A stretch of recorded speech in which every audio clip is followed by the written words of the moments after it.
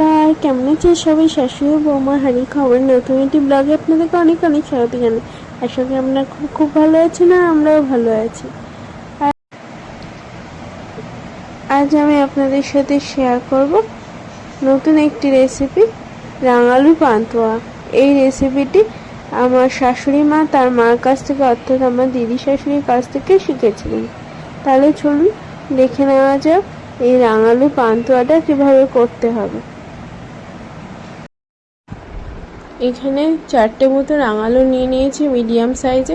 এবার এগুলো খোসাগুলোকে ছাড়িয়ে ভালো করে জল দিয়ে ধুয়ে নিচ্ছি।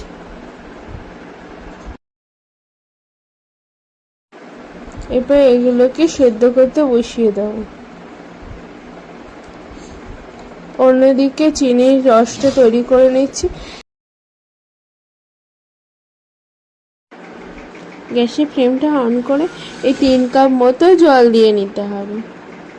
এরপর তাতে 2.5 কাপ মতো চিনি দিয়ে নিতে হবে।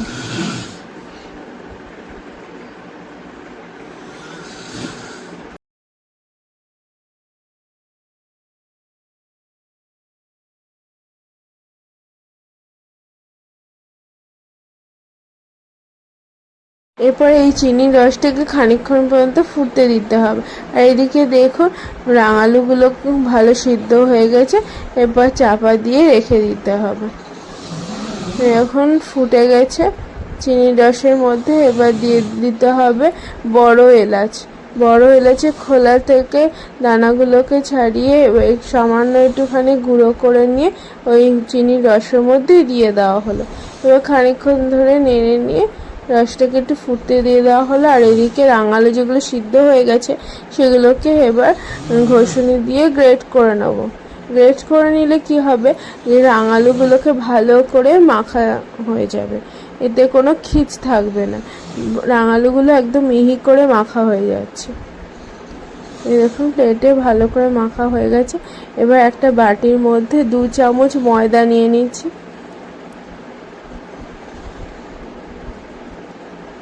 দু চামচ ময়দা, তার সাথে এবার 1/4 কাপ গুঁড়ো দুধ নিয়ে নেওয়া হলো। ওই বাটিতেই ঢেলে দেওয়া হলো। আর তাতে 1/2 চামচ মতো দিয়ে দিতে হবে বড় এলাচের দানা গুঁড়ো। এবার এইটাকে ভালো করে মিশিয়ে নিতে হবে চামচের সাহায্যে।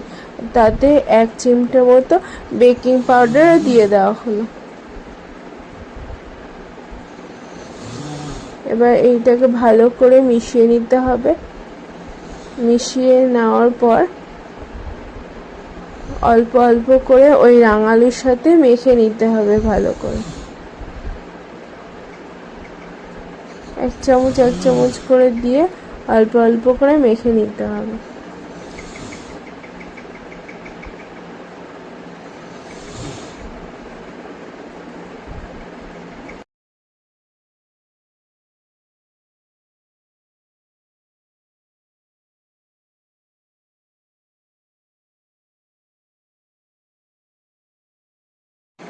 মোটামুটি মাখা কমপ্লিট হয়ে গেলে এতে 1 চামচ মতো ঘি দিয়ে নিতে হবে। ঘি দিয়ে আরও ভালো করে মেখে নিতে হবে। মিশ্রণটা একদম স্মুথ মাখা হয়ে যাবে। এই যে দেখুন ভালো করে মাখা হয়ে গেছে। এরপর হাতে সামান্য একটুখানি ঘি লাগিয়ে নিয়ে এবার গোল গোল করে বলের আকার দিতে হবে।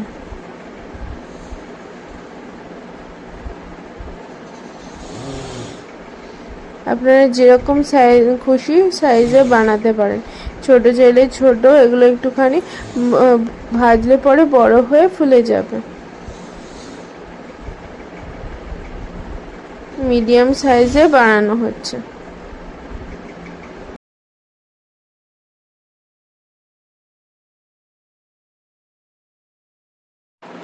এরপর এটা কড়াইতে তেল গরম করতে বসিয়ে দেওয়া হচ্ছে। এতে সামান্য একটু ঘি দিয়ে নেওয়া হলো, তার সাথে সাদা তেল।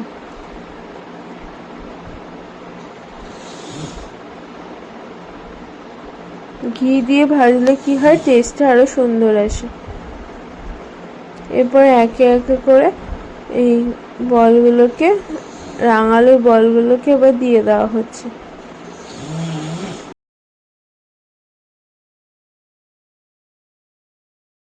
দেখুন দু পিঠই লাল লাল করে ভেজে নিতে হবে। লাল লাল করে ভেজে নেওয়ার পর একটা প্লেটে তুলে নেওয়া হচ্ছে।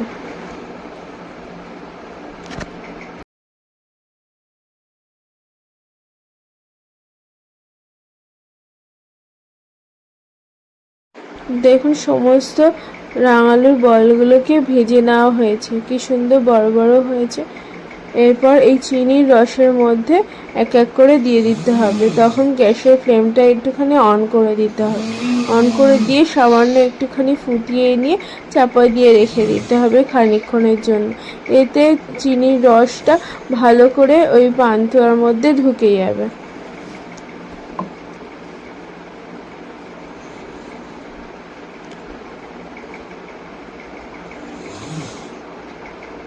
এরপর খানিকক্ষণ চাপা দিয়ে রেখে দিতে হবে। রেখে দিলেই তৈরি হয়ে যাবে রাঙালুর পান্তুয়া।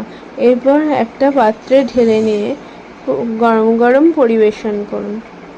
আপনারা চাইলে ঠান্ডাও করে খেতে পারেন। দেখুন ভেতরটা কি সুন্দর নরম হয়েছে। আজকের ভিডিওটি এখানেই শেষ করলাম। ভিডিওটি যদি ভালো লেগে থাকে তাহলে অবশ্যই লাইক, শেয়ার এবং কমেন্ট করবেন। আর চ্যানেলটিকে সাবস্ক্রাইব করে আমাদের পাশে থাকবেন। কি খাচ্ছিস? পান্তুয়া মনে হচ্ছে। রাঙালুর পান্তুয়া।